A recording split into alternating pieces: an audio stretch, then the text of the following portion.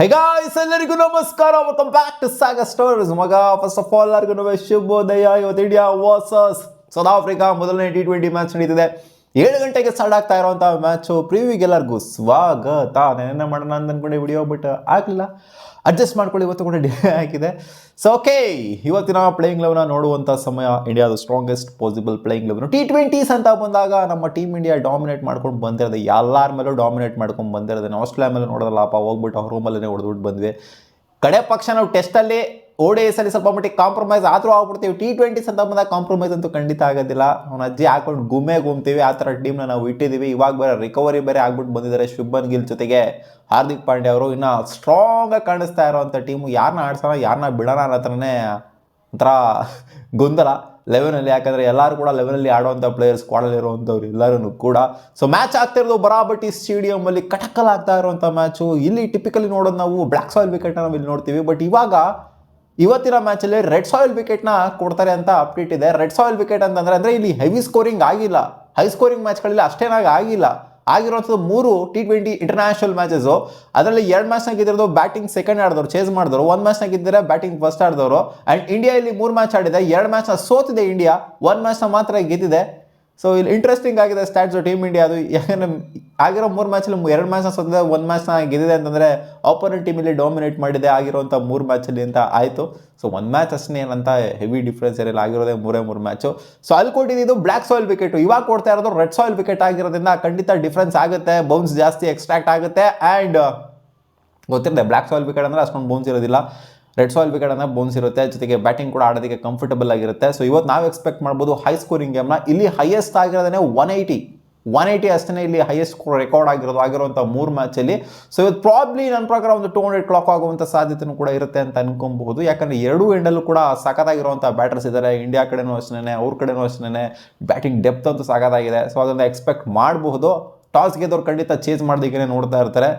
Night game ಆಗಿರೋದ್ರಿಂದ obviously night game ಆದರೂ ಅಷ್ಟೇ, ಡೇ ಗೇಮ್ ಆದರೂ ಅಷ್ಟೇ. ಇವಾಗ ಟ್ರೆಂಡಿಂಗ್ ಇದೆ ಅಂದರೆ ODI ಆದರೂ ಅಷ್ಟೇ, T20 ಆದರೂ ಅಷ್ಟೇ, ಚೇಸ್ ಮಾಡ್ತೀವಮ್ಮ ಅಂತಲೇ ಹೇಳೋದು. ಯಾರು ನಾವು ಬ್ಯಾಟಿಂಗ್ ಫಸ್ಟ್ ಆಡ್ತೀವಿ ಅಂತ ಬರೋದಿಲ್ಲ. ಸೊ ನೋಡೋಣ ಇವತ್ತು ಏನು ಮಾಡ್ತಾರೆ ಟಾಸ್ ಗೆದ್ದವರು ಅಂತ. ಟಾಸ್ ಗೆಲ್ಲಬೇಕಲ್ಲ, ನಮ್ಮ ಟೀಮ್ ಇಂಡಿಯಾ ಟಾಸ್ನೇ ಗೆಲ್ತಾ ಇಲ್ಲ ಅಲ್ಲಿ.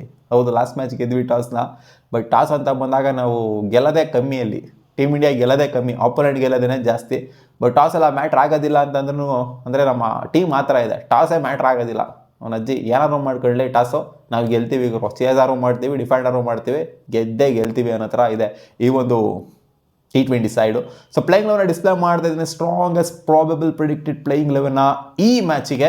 ಇಲ್ಲಿ ಒಂದು ಕನ್ಫ್ಯೂಷನ್ ಇರುವಂತಂದರೆ, ಶಿವಮ್ ದುಬೆನ ಆಡಿಸ್ಬೇಕಾ ಅಥವಾ ಹರ್ಷದೀಪ್ ಸಿಂಗ್ನ ಆಡಿಸ್ಬೇಕಾ ಅನ್ನೋದೊಂದು ಕನ್ಫ್ಯೂಷನ್ ಅಷ್ಟೇ. ಅದು ಬಿಡ್ತು ಅಂತಂದರೆ ಬೇರೆ ಎಲ್ಲ ಫಿಟ್ ಆಗಿದೆ. ಅವರು ಓಪನ್ ಮಾಡ್ತಾರೆ ಶುಭ್ಮನ್ ಗಿಲ್ ಜೊತೆಗೆ ಅಭಿಷೇಕ್ ಶರ್ಮಾ ಅವರು. ಇದು ನಾರ್ಮಾಗಿ ಹೋಗ್ಬಿಟ್ಟಿದೆ. ಆ್ಯಂಡ್ ಶುಭ್ಮನ್ ಗಿಲ್ ಬರೋ ರಿಕವರ್ ಆಗ್ಬಿಟ್ಟು ಬರ್ತಿದ್ದಾರೆ. ಇನ್ಯಾರನ್ನ ಆಡಿಸೋಕ್ಕಾಗುತ್ತೆ, ಅವ್ರನ್ನೇ ಆಡಿಸ್ಬೇಕಲ್ಲಿ, ಫಿಟ್ ಮಾಡಬೇಕು. ಇಲ್ಲಾಂದರೆ ಸಂಜು ಸ್ಯಾಮ್ಸನ್ ಓಪನ್ ಮಾಡೋ ಸಾಧ್ಯತೆ ಇತ್ತು, ಇವರೇನಾದರೂ ಫಿಟ್ ಇರಲಿಲ್ಲ ಅಂತಂದಿದ್ರೆ. ಸೂರ್ಯಕುಮಾರ್ ಯಾದವ್ ನಂಬರ್ 3, ತಿಲಕ್ ವರ್ಮಾ ನಂಬರ್ 4, ಹಾರ್ದಿಕ್ ಪಾಂಡ್ಯ ಇಲ್ಲಿ ಬರ್ತಾರೆ. ಸಂಜು ಸ್ಯಾಮ್ಸನ್ ಮೇಲ್ಗಡೆ ಬರ್ಬೋದು, ಹಾರ್ದಿಕ್ ಪಾಂಡ್ಯ ಕೆಳಗಡೆ ಬರ್ಬೋದು, ಡಿಫ್ರೆನ್ಸ್ ಆದರೂ ಆಗ್ಬೋದು. ಸೊ ಅದು ಬಿಟ್ಟು ನೋಡ್ತು ಅಂದರೆ ಪಕ್ಕಾ ಸ್ಲಾಟ್ಸ್ಗಳಿವು. ಟಾಪ್ 6 ಅಂತೂ ಪಕ್ಕಾ ಸ್ಲಾಟ್ಸ್, ಅಲ್ಲಾಡ್ಸೋಕ್ಕಾಗೋದಿಲ್ಲ. ಆ್ಯಂಡ್ ಇಲ್ಲಿ ಶಿವಮ್ ದುಬೆನ ಆಡಿಸ್ಬೇಕು ಅಂತಂದರೆ ಬ್ಯಾಟಿಂಗ್ ಡೆಪ್ ಜಾಸ್ತಿ ಆಗುತ್ತೆ. ಶಿವಮ್ ದುಬೆನ ಆಡಿಸ್ತು ಅಂದರೆ ಅಕ್ಷರ್ ಪಟೇಲ್ ಆಡಿಸ್ತು. ಅಕ್ಷರ್ ಪಟೇಲ್ನ ಬಿಡಂಗೇ ಇಲ್ಲ ಇವರು. ಶಿವಮ್ ದುಬೆನ್ ಬಿಟ್ಟರು ಕೂಡ ಅಕ್ಷರ್ ಪಟೇಲ್ ಅಂತೂ ಬಿಡಂಗೇ ಇಲ್ಲ, ಯಾಕಂದರೆ ಆ ಥರ ಪ್ರೂವ್ ಮಾಡಿದ್ದಾರೆ.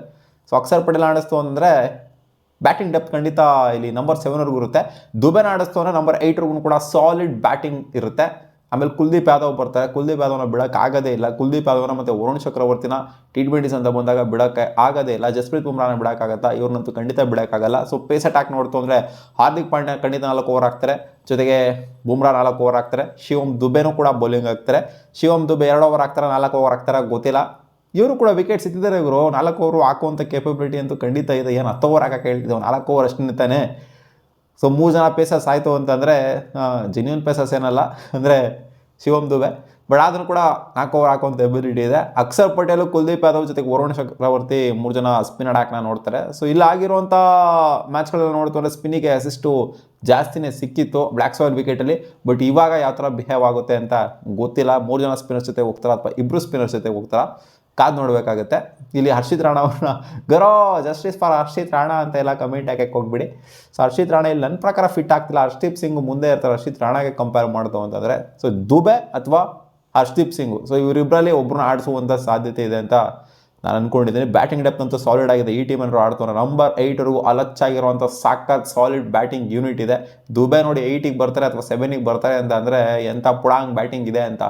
ಅವನ ಅಜ್ಜಿ ಒಂದು ಸ್ವಲ್ಪ ಕಾಂಪ್ರಮೈಸ್ ಆದರೂ ಪರವಾಗಿಲ್ಲ ಬೌಲಿಂಗಲ್ಲಿ. ಅಂದರೆ ಕಾಂಪ್ರಮೈಸ್ ಏನು ದುಬೈ ಏನು ವರ್ಸ್ಟ್ ಬೌಲರ್ ಏನಲ್ಲ, ಅವರು ಕೂಡ ಟ್ರಿಕ್ ಮಾಡ್ಬಿಟ್ಟು ವಿಕೆಟ್ಸ್ ಎತ್ತುವಂಥ ಎಬಿಲಿಟಿ ಇದೆ. ಹಾಕೊಂಡು ಕೊಟ್ಬಿಟ್ಟು ವಿಕೆಟ್ಸ್ ಎತ್ತುತ್ತಾರೆ, ಕುಲ್ದೀಪ್ ಯಾದವ್ ಥರನೇ. ಸೊ ನೋಡೋಣ ಏನಾಗುತ್ತೆ ಅಂತ. ಸೊ ನನ್ನ ಪ್ರಕಾರ ಇದು ಸ್ಟ್ರಾಂಗೆಸ್ಟ್ ಪ್ಲೇಯಿಂಗ್ 11 ಆಗಿರುತ್ತೆ. ಆ್ಯಂಡ್ ಸೌತ್ ಆಫ್ರಿಕನ್ ಟೀಮನ್ನು ಕೂಡ ಸಾಲಿಡ್ ಆಗಿನೇ ಕಾಣಿಸ್ತಾ ಇದೆ. ಸೊ ಅವರು ಕೂಡ ವಾಪಸ್ಸು ಮೈ ಕೊಡಬೇಕು ಅಂತ ಅಂದ್ಕೊಂಡಿರ್ತಾರೆ. ಅವರು ಟೆಸ್ಟ್ ಗೆದ್ರು, ನಾವು ODI ಗೆದ್ವಿ, ಮತ್ತೆ ರಿಟರ್ನ್ ಕೊಡಬೇಕು T20ಸಲ್ಲಿ ಅಂತ ಅನ್ಕೊತಾ ಇರ್ತಾರೆ. ನೋಡುವ ಏನಾಗುತ್ತೆ ಅಂತ. ಮತ್ತೆ ಸಿಗೋಣ ಮುಂದಿನ ವಿಡಿಯೋದಲ್ಲಿ ಗಾಯ್ಸ್. ಇವತ್ತು ನನ್ನ ಪ್ರಕಾರ ಇಂಡಿಯಾ ಗೆಲ್ತಾರೆ ಗುರು. ಮತ್ತೆ ಸಿಗೋಣ.